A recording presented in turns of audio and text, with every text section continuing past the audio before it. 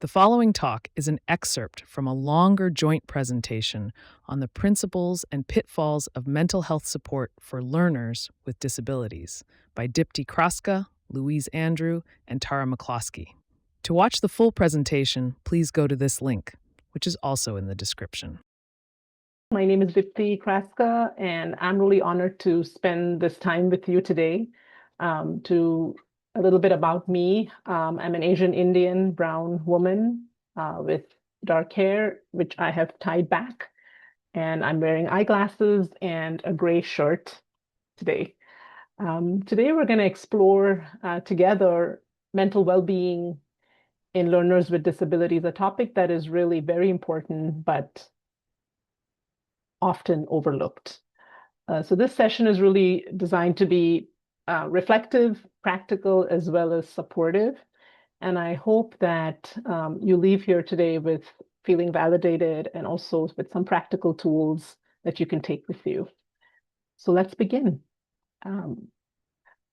Let's just name the reality. Learners with disabilities face stigma and a lot of assumptions about their abilities. As we see the research and the statistics here, AAMC 6 to 12% of medical students and healthcare professionals report having a disability. I've listed some of the disabilities here. It's definitely not an exhaustive list. Mental health conditions, physical disabilities, neurodivergence, and sensory disabilities are some of the disabilities. And almost every single person with disabilities will face stigma, a lot of accessibility challenges, and a lot of demands in a place of learning or career that will place them at a higher risk of burnout.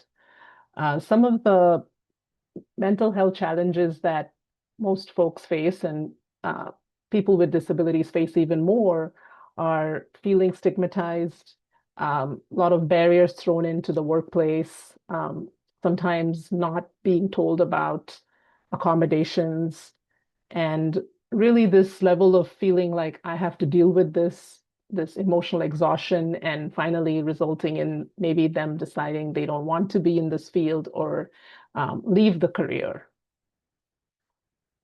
When mental health is not supported, it can really affect us in many ways.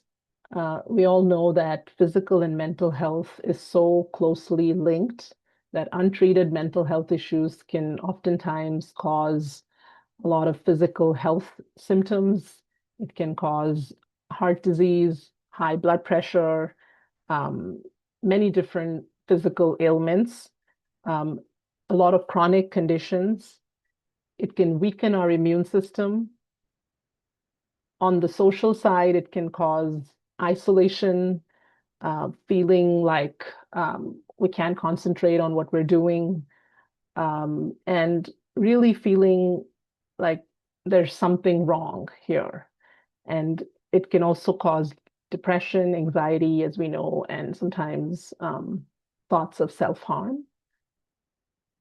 In terms of work related, it could, like I've listed here, there could be a decreased performance at work, or just feeling burnt out and finally deciding that this is not the right fit for you. And what can really make the difference here is early intervention and advocacy. And that's what we're going to talk about here. So the flip side of this would be the importance of being well mentally. And that would really help with overall health. It helps us take care of ourselves and in turn take care of other people. We're able to handle stress better. We're able to have healthy relationships. We're able to, in turn, that protects us from burnout.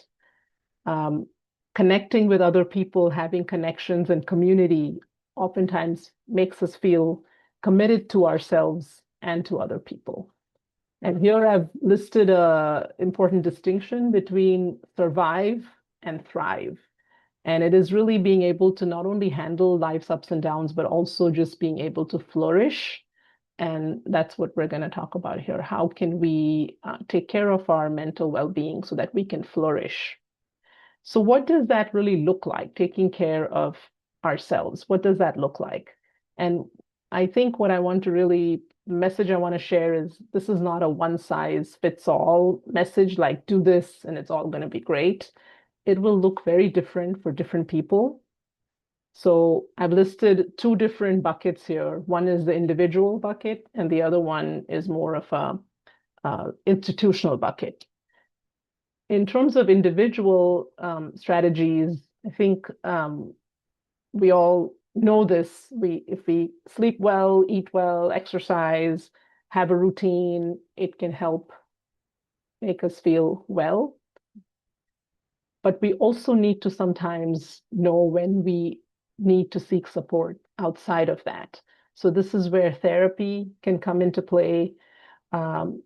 Meeting someone, a professional who understands and can work with you on some of these issues, or even working with someone in peer support. And I know DM3P is very advocates peer support. So peer support would be a very good way of taking care of what we're feeling, coping with this in a healthy way. And then I've put healthy boundaries at work, which means, the ability for us to say no, to ask for what we need, and really prioritize ourselves and the help seeking, which is very difficult for everyone. On an institutional level, what I think about here is, building community, finding groups that can be networking groups, just like DM3P is a mentorship group, finding groups that can be there to support you when you need someone to support you besides your own self or your friends or family. And then there's other advocacy groups.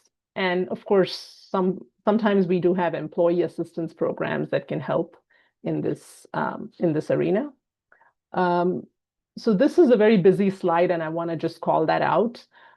Thank you to the Global Wellness Institute. I borrowed this slide from them, but it's a very busy slide, so I'm going to describe it a little bit. What we have on this slide is 3 columns. The left column is different pathways that are more internal and individual, more individual and internal. Then we have the middle column. The middle column, the way I look at it is these are goals, or these are practices, or these are things we want, right? Practices that we want to get to that can help us. And on the extreme right column is the external column, which is more than just us, right? It looks like other things outside of us.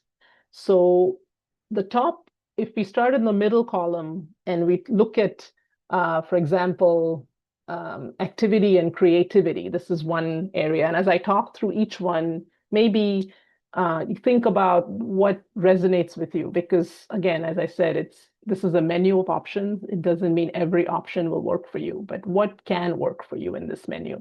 So if you think of activity and creativity as a practice that you want to develop as a goal, we could go look internally, which would be how can I develop, think about what do I like? Hobbies, creative learning, doing things, making things. If you go on the right to external, it would be like, how can I express my creativity in different ways? And that would be, exercising, sports activities, recreational activities, just moving in any way we enjoy. The next on the list is growth and nourishment. If we go into our internal mental structure, it's like, therapy, self-help, building ourselves in sort of how can we feed ourselves? And then if we go externally, it would be things like, how do we literally feeding ourselves? What do we eat? What is the nutrition we get? Do we take, if we have medications prescribed, do we take them? Do we get them, monitor our medications, meet our physician or if they're doing supplements. So really taking care of that part.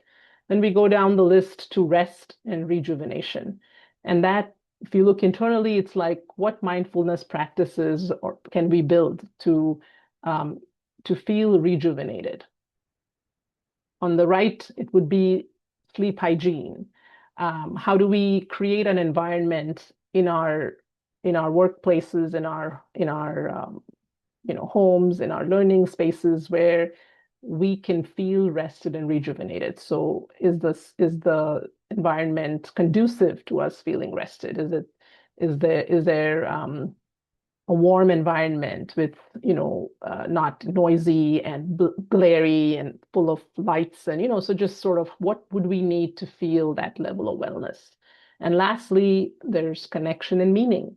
And when I think of connection and meaning, if I went internally, it would be, what is my spiritual practice or spiritual belief? How do I show compassion? Do I have a gratitude practice that can inform how I make meaning of my experiences? And if I go externally, it would be, how do I build community? Do I have friends and family? Do I just go out into nature? Do I have a pet that I can feel connection to? Do I engage in some volunteering or helping out or doing things that are more than just me? And so these are a few examples. Obviously, this is not all exhaustive, but this is one way to think about, what do I value and how do I live my value?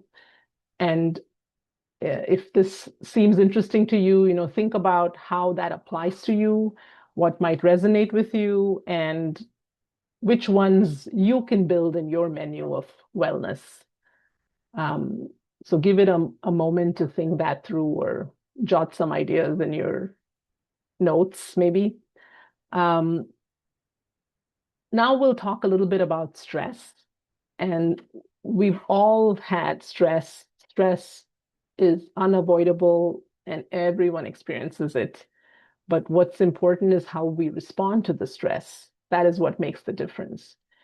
And here there might be some things that we can talk through, which is, how do we recognize? When I say recognize warning signs, it would be checking in with ourselves to know, how do I know when I'm stressed?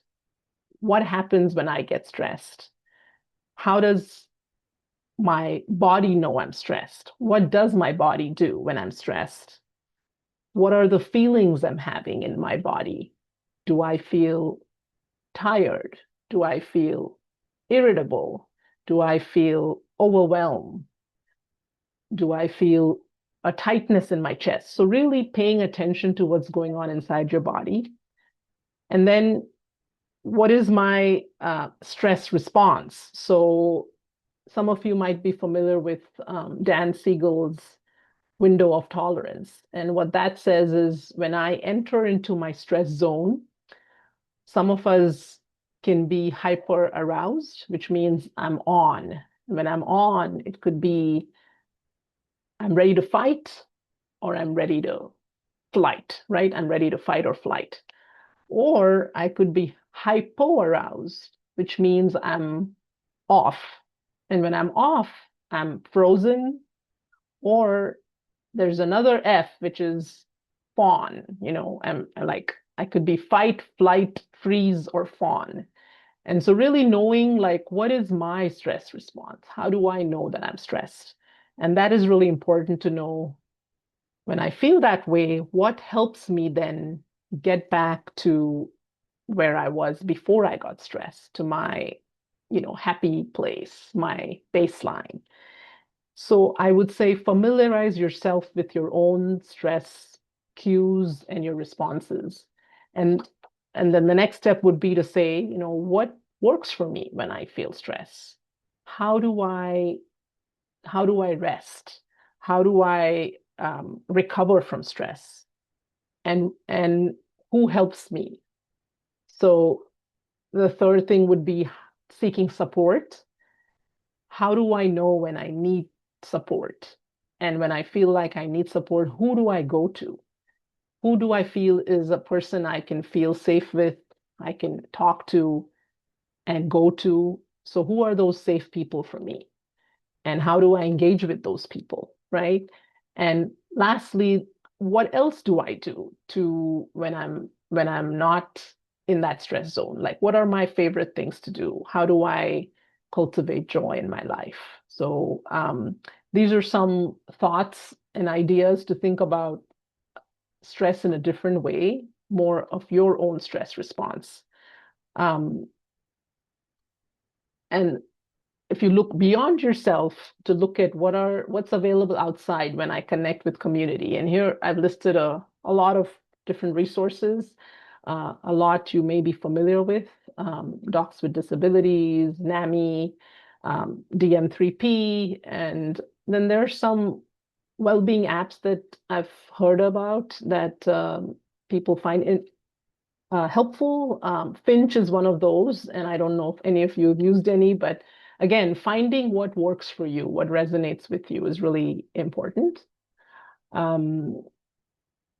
What we'll do now is I've given some food for thought, but I think we can maybe try a little guided exercise now to just sort of um, take some time to really experience, getting this one is body scanning and relaxation. So if you are all, please do what you need to. We want to put our needs first here. And so if you want to turn off your cameras, if you want to, get comfortable, just get yourself comfortable. And we're going to sort of take a collective breath and get into this practice of body scan. So I invite you to settle into a comfortable position. You're in a comfortable, safe place. You can close your eyes or lower your gaze and start noticing your breath. Feel your lungs fill with fresh new air as you breathe in and empty as you breathe out. You don't need to change your breathing. Just notice it for now. Breathe in, breathe out. Now gently shift your focus to your feet. Notice any sensations you feel. Is the surface they're resting on hard or soft? Do your feet feel warm or cool? If you have socks on, shoes on, how do they feel? Still continue to breathe in and out. Now you can shift the awareness from your feet up to your calf muscles, to your lower leg. How do these muscles feel? Is there any tension here? If so, just notice it and let it go as you continue to breathe in and out. Now move your awareness further up the leg, past your knees, to your thighs and your hips. This part of your body does a lot of work supporting you throughout the day. Notice any stiffness, any soreness that might rest here. Let it go. Breathe in and out. Now shift your awareness to your lower back, to your spine, till you arrive at your shoulders and your neck. These are the areas where many of us hold our stress. Feel your chest and abdomen expand as you breathe in and contract as you push the air out. Repeat this cycle. Replenish your body's supply of oxygen. Notice any sensation, any tension that exists in these areas as you inhale and let it go as you exhale. There's nothing else to do right now besides sitting in this moment. Pay attention to how your body's feeling. Breathe in and out. Now we shift attention to your neck, through your jaw, another place many of us hold tension, to the crown of your head. Relax the muscles in your face. How does your breath feel as it comes in through your nose? Is it warm or cool?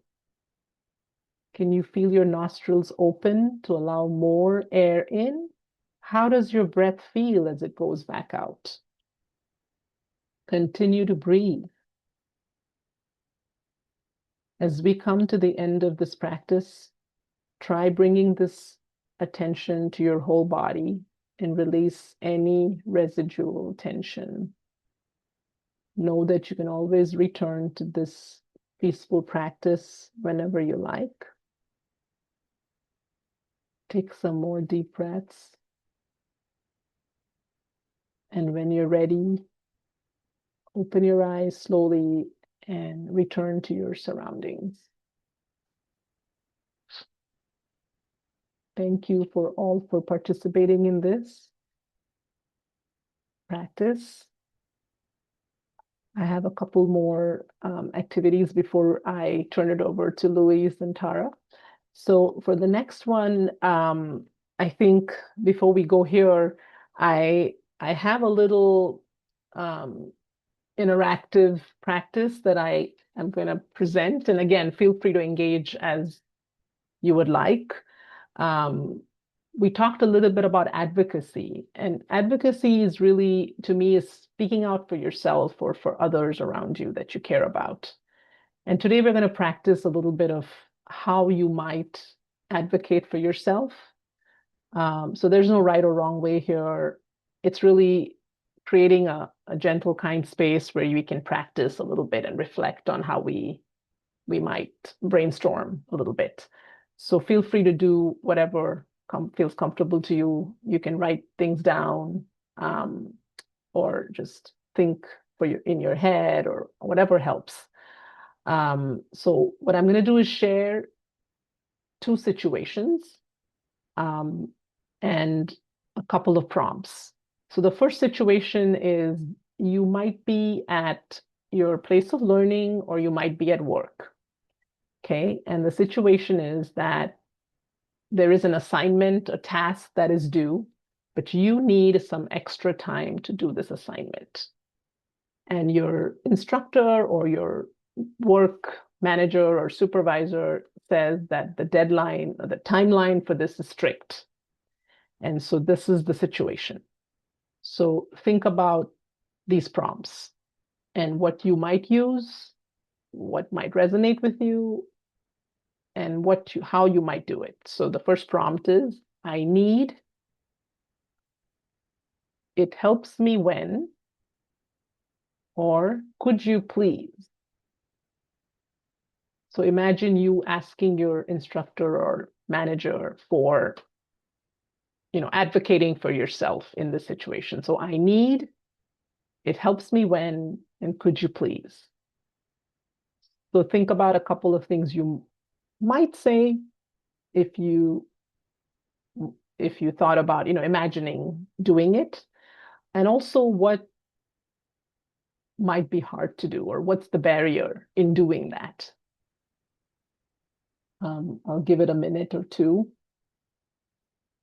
Feel free to pause the video here if you want to reflect on the speaker's prompt.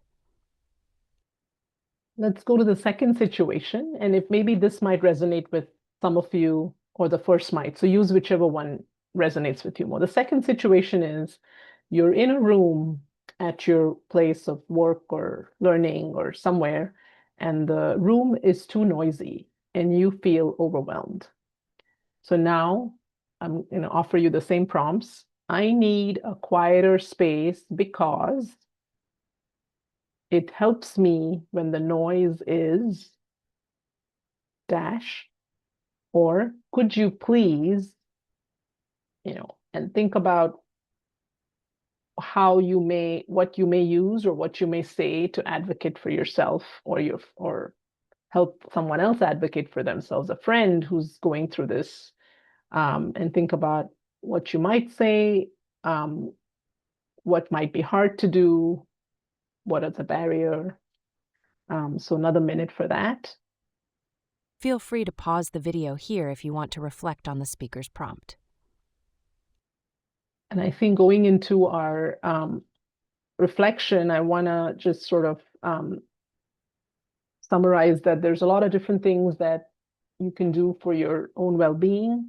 And I'm hoping that maybe you'll spend some time thinking about one practice that you could incorporate in your menu of well-being, and one way you can advocate for yourself.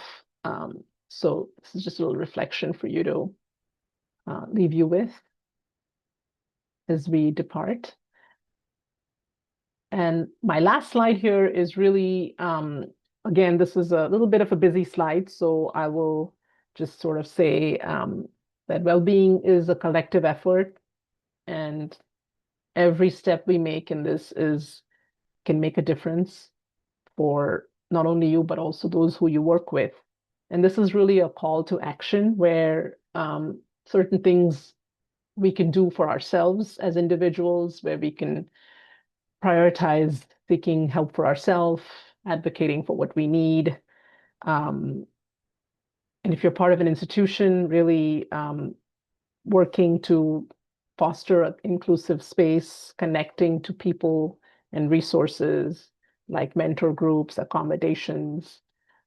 If you are part of a group, you can support one another and your colleagues with disabilities and challenge biases.